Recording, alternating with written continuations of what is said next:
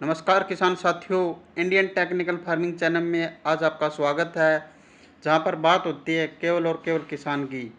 मेरा नाम दलबीर है और मेरे इस यूट्यूब चैनल में आपका स्वागत है। मेरे इस यूट्यूब चैनल का नाम इंडियन टेक्निकल फार्मिंग है और आज मैं आपके लिए खेती से जुड़ी एक नई वीडियो लेकर आया हूं। इस वीडियो में आज मैं आपको बताता हूं कपास की वैज्ञानिक खेती कब और कैसे करें, जिससे कि हमें फसल की अच्छी पैदावार व अच्छी इनकम प्राप्त हो। और कपास की बिजाई के समय कौन कौन सी सावधानी रखें, जिससे कि बीज का अंकुरण 100% तक हो, जिससे कि हमें कम खर्च व कम समय में ज़्यादा से ज़्यादा फसल की पैदावार प्राप्त हो, जिससे कि हमें एक अच्छी इनकम प्राप्त हो। आज हम बात करते हैं कि कपास की वैज्ञानिक खेती करने का उपयुक्त समय कौन सा है। कपास की खेती करने के लिए खेत का चुनाव। कपास की वैज्ञानिक खेती करने के लिए मिट्टी की जांच। कपास की वैज्ञानिक खेती करने के लिए पानी की जांच करवाना क्यों जरूरी है। कपास की वैज्ञानिक खेती करने के लिए भूमि की कैसी होनी चाहिए। कपास की खेती के लिए जलवायु कैसी होनी चाहिए। कपास की खेती के लिए किस तरह खेत की तैयारी करें। कपास की खेती के लिए फसल पद्धति या फसल चक्कर। कपास की वैज्ञानिक खेती करने के लिए किस प्रकार के बीज का चुनाव करें। किस कौन कौन सी बीज की उन्नत किस्में हैं। बीज का उपचार किस तरह से करें। बीज की मात्रा कितनी ज़रूरी है। कपास की वैज्ञानिक खेती करने के लिए फसल की बुआई का समय। कपास की वैज्ञानिक खेती करने के लिए जल, कीट व रोग का प्रबंधन क्यों जरूरी है। कपास की वैज्ञानिक खेती के लिए कौन कौन से स्प्रे करें। इस वीडियो को अंत तक जरूर देखें ताकि आपको खेती से जुड़ी सभी जानकारी प्राप्त हो। अगर आप चैनल पर नए हो तो वीडियो को लाइक, शेयर, कमेंट और चैनल को सब्सक्राइब जरूर करना ताकि अन्य किसानों को खेती से जुड़ी सभी जानकारी प्राप्त हो और आने वाली वीडियो की नोटिफिकेशन आपको मिलती रहे। चलिए वीडियो को स्टार्ट करते हैं। कपास रेशे वाली नकदी फसल है। इसे सफ़ेद सोना भी कहते हैं। भारत में कपास एक महत्वपूर्ण फसल है। भारत में कपास की खेती सर्दियों से चली आ रही है, जिसका उल्लेख ऋग्वेद में भी मिलता है, जो यह दर्शाता है कि भारतीयों का कपास से वस्त्र बनाने का ज्ञान प्राचीन काल से ही रहा है। भारत विश्व का दूसरा सबसे बड़ा कपास उत्पादक देश है, जिसे पहले नंबर पर चीन आता है। कपास में एक तरह का फल होता है जो बोल्स कहलाती है। ये चिकने और हरे पीले रंग के होते हैं। फल के अंदर बीज और कपास की रेशा होती है। भारत में कपास की खेती सबसे अधिक महाराष्ट्र, मध्य प्रदेश, गुजरात, आंध्र प्रदेश और राजस्थान में होती है। कपास की खेती के लिए नंबर 1 उपयुक्त समय। नंबर 2 कपास की खेती के लिए खेत का चुनाव। नंबर 3 मिट्टी की जांच।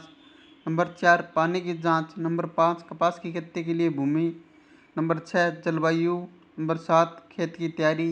नंबर 8 फसल पद्धति या फसल चक्कर।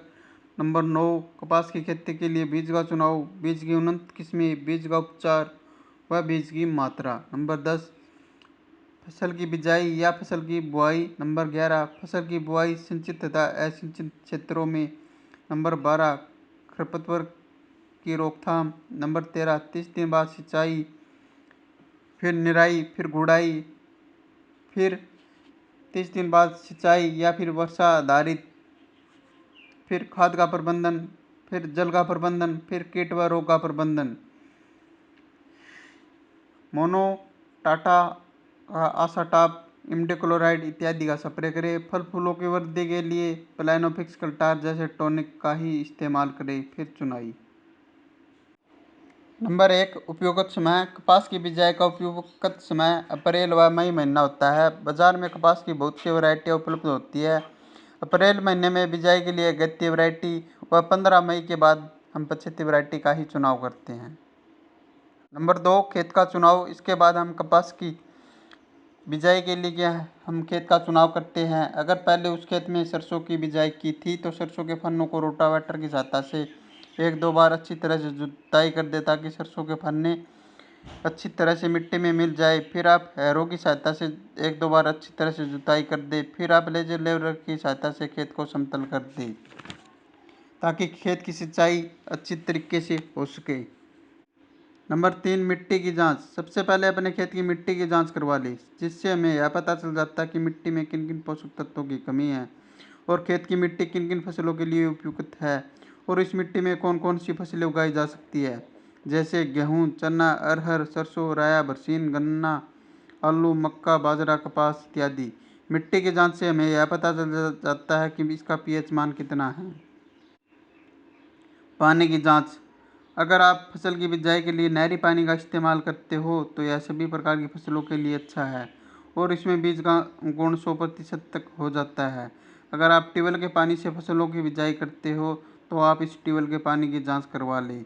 अगर ट्यूबवेल का पानी पीने में मीठा है तो इसमें पानी का पीपीएम ज़्यादा हो सकता है और बीज अंकुरण के समय यह एक समस्या बन जाती है।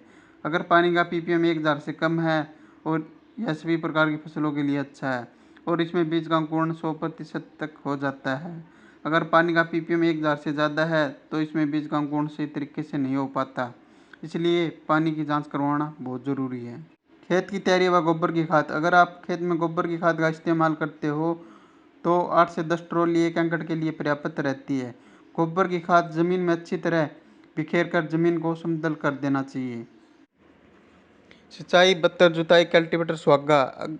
अब आप खेत को अच्छी अब आप खेत को अच्छी तरह से सिंचाई कर दे। जमीन के बत्तर आते ही हैरों की सहायता से खेत की अच्छी तरह 1-2 बार जुताई कर दे और फिर आप कल्टीवेटर सुहागा की सहायता से जमीन को समतल कर दे। कपास की खेती के लिए भूमि। कपास की खेती को सभी तरह की जमीन पर की जा सकती है, फिर भी दोमट मिट्टी भूमि को कपास की खेती के लिए सबसे सर्वोत्तम माना गया है। बलुई जमीन, क्षारीय भूमि और कंकड़ से भरी हुई जमीन पर कपास की खेती नहीं की जा सकती है। भूमि की तैयारी करते समय सबसे पहले खेत की जुताई लगभग 25 सेंटीमीटर गहरी करनी चाहिए। जरूरत के अनुसार दोबारा 2 से 3 बार देसी हल चलाकर खेत की जुताई कर दे और फिर उससे भुरभुरा कर फिर से भूमि को समतल भूमि बना देना चाहिए। जलवायु। कपास की खेती के लिए जलवायु। कपास की खेती में अच्छे जमाव के लिए मिनिमम 16 डिग्री तक का टेम्परेचर होना चाहिए। फसल के विकास के टाइम लगभग 21 से 57 डिग्री तक का टेम्परेचर और फसल के तैयार होने के टाइम में 27 से 32 डिग्री तक की टेम्परेचर की आवश्यकता पड़ती है। कपास की खेती के लिए खेत की तैयारी व गोबर की खाद। अगर आप खेत में गोबर की खाद का इस्तेमाल करते हो तो 8 से 10 ट्रॉली 1 एकड़ के लिए पर्याप्त रहती है। गोबर की खाद को जमीन में अच्छी तरह बिखेर कर जमीन को समतल कर देना चाहिए। अगर आप जमीन की गहरी जुताई करते हैं तो 2 से 3 बार देसी हल से 2 से 3 गहरी जुताई कर दे, फिर आप जमीन को समतल कर दें। फसल पद्धति या फसल चक्कर। फसल चक्कर एक ऐसी प्रणाली है जिसमें फसलों को इस क्रम में बोया जाता है जिससे कि उसकी मृदा की उर्वरकता शक्ति बनी रहे। एक सफल उत्पादन के लिए उत्तरदायी प्रमुख कारकों में से फसल चक्कर एक महत्वपूर्ण स्थान रखता है। फसल चक्कर को अपनाने का उद्देश्य उपलब्ध प्राकृतिक साधनों का उपयोग करके उसमें अधिक फसल उत्पादन करना होता है। फसल चक्कर क्या है? किसी खेत में फसलों को अदल बदल कर या हेरफेर कर बोना फसल चक्कर कहलाता है। ऐसा करने से मृदा की उर्वरकता शक्ति बनी रहती है और पैदावार अच्छी होती है। किसी क्षेत्र की भूमि, जलवायु एवं अन्य वातावरणीय कारकों के आधार पर विभिन्न फसल चक्र अपनाए जाते हैं। एक अच्छे फसल चक्र को अपनाकर एक किसान अपनी भूमि से अधिक आर्थिक लाभ कमा सकता है। हमारे देश में फसल को उत्पादन को बढ़ावा देने के लिए विभिन्न प्रकार के फसल चक्र की कई प्रणालियाँ विचलित है। फसल चक्रों की संख्या 3 होती है: 1 वर्षीय फसल चक्र, 2 वर्षीय फसल चक्र। फसल चक्र के मुख्य प्रकार: खरीफ की फसलों में अपनाए जाने वाले फसल चक्र, रबी की फसलों में अपनाए जाने वाले फसल चक्र, जायद की फसलों में अपनाए जाने वाले फसल चक्र। फसल चक्र के सिद्धांत: उथली जड़ वाली फसलों के बाद गहरी जड़ वाली फसलों को उगाना चाहिए। अधिक खाद की आवश्यकता वाली फसलों के बाद कम खाद की आवश्यकता वाली फसलों को उगाना चाहिए। अधिक जल की आवश्यकता वाली फसलों के बाद कम जल की आवश्यकता वाली फसलों को उगाना चाहिए। फलीदार फसलों के बाद अफलीदार फसलों को उगाना चाहिए। कृषि साधनों का उपयोग समतापूर्वक ढंग से करना चाहिए। भूमि कटाव से प्रभावित क्षेत्रों में फसल चक्र में आच्छादित फसलों का समावेश होना चाहिए। फसल चक्र के लाभ: मृदा की उर्वरकता शक्ति में वृद्धि होती है तथा मृदा के भौतिक, रासायनिक तथा जैविक गुणों में सुधार होता है। सघन फसल चक्रों को अपनाने से भूमि में जीवांश पदार्थ की मात्रा में वृद्धि होती है।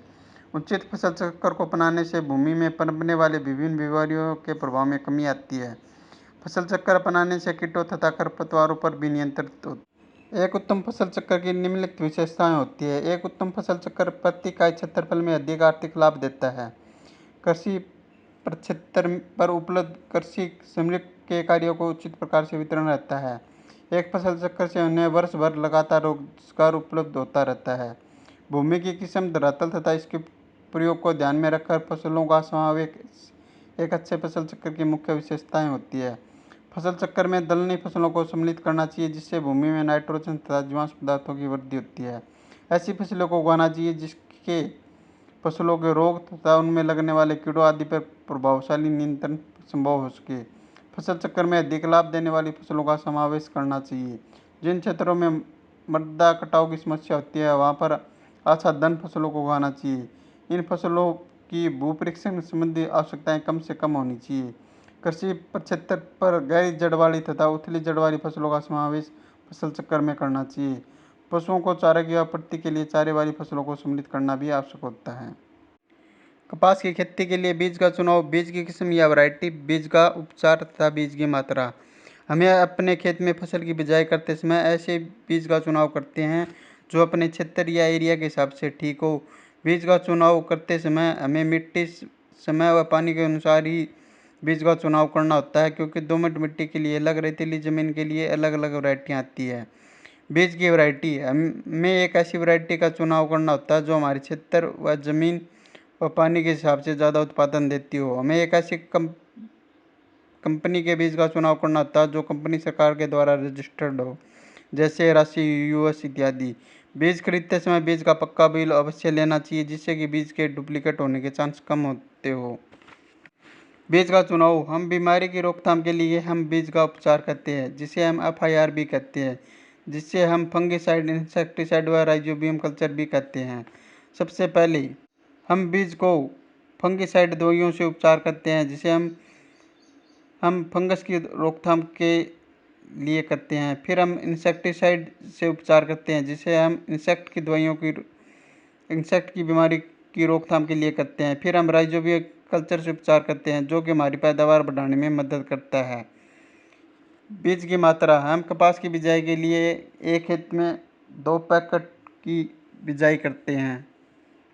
बिजाई, अब आप मशीन की सहायता से खाद व बीज की बुआई एक साथ कर सकते हो। हमें बीज की बिजाई सुबह या शाम के समय ही करनी चाहिए। बिजाई के समय में लाइन से लाइन की दूरी 3 फुट व बीज से बीज की दूरी 1 फुट व बीज की गहराई 8 से 10 सेंटीमीटर रखनी चाहिए।